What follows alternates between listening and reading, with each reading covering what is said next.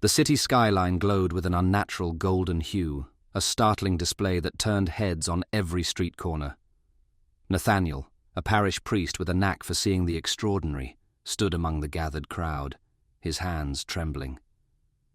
He'd read about signs in the heavens, but this was different. The light surged upward from the old cathedral at the heart of the city, streaking into the clouds as if heaven itself had unleashed a signal. Nathaniel whispered the psalm under his breath. The words strangely weighted as the light swirled into the shape of a cross above. At the same moment, on the outskirts of the city, a young woman named Clara staggered to her knees in the middle of an abandoned warehouse. Her heart pounded in her chest as a voice not her own spoke from deep within her soul. "Rise, Clara. There is work to be done." Surrounding her were shattered glass and rusted machinery, remnants of a world that had long since moved on. Yet Clara glowed softly, her hands emitting faint traces of light. She felt strength pour into her, her very blood thrumming with a power she couldn't explain. This wasn't just adrenaline.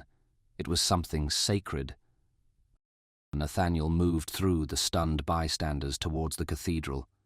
Inside, the light poured out in beams that illuminated the pews and altar. As he approached the sanctuary, the light dimmed, drawing itself into a single orb above the altar where a weathered crucifix hung.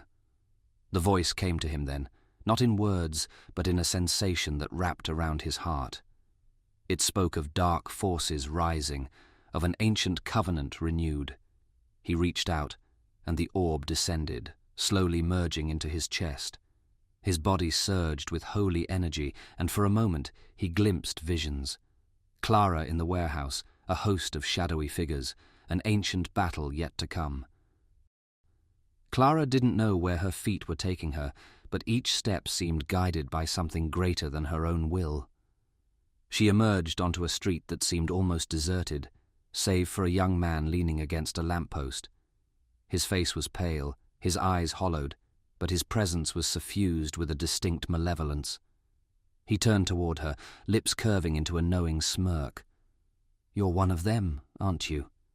Angels in mortal flesh, or whatever they're calling you these days." Clara froze, her hands instinctively raising in defense.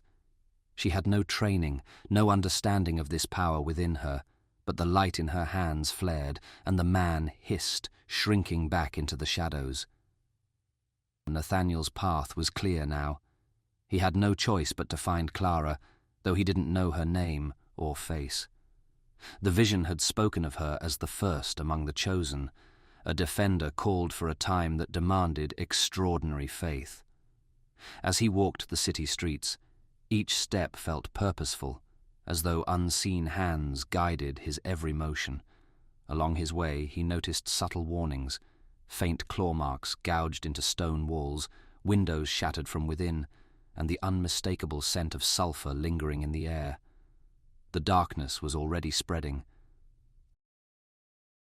Clara found herself in a run-down chapel on the outskirts of the city, her pulse still racing from her first encounter with the shadowed figure. She collapsed onto a pew, tears streaking her face.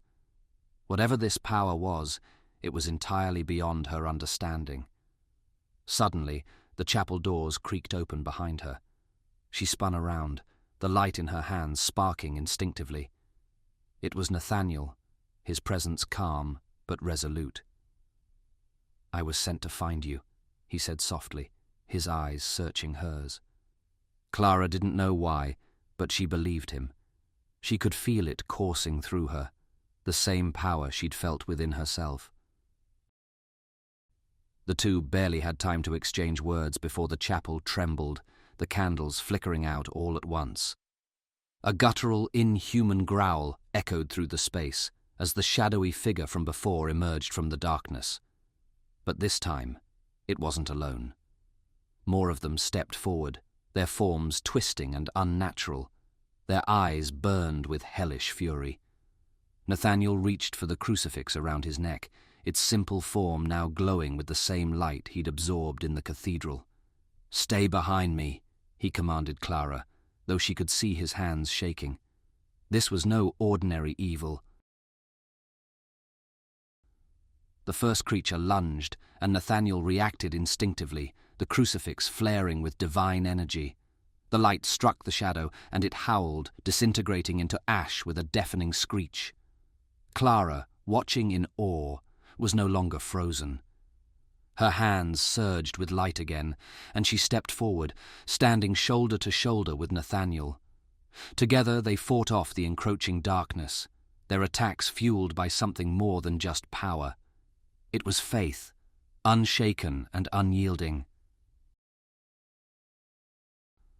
When the last of the creatures fell, the chapel was eerily quiet, the air thick with the scent of ash. Nathaniel slumped onto a pew, his breaths heavy, while Clara stood trembling, her hands still glowing faintly. "What are we?" she asked, her voice barely above a whisper. Nathaniel looked at her, his expression solemn. "Instruments of God's will," he said. His words hung in the air, heavy with truth. "This is only the beginning." The golden cross in the sky was still visible, distant but unwavering, its light cutting through the night's darkness.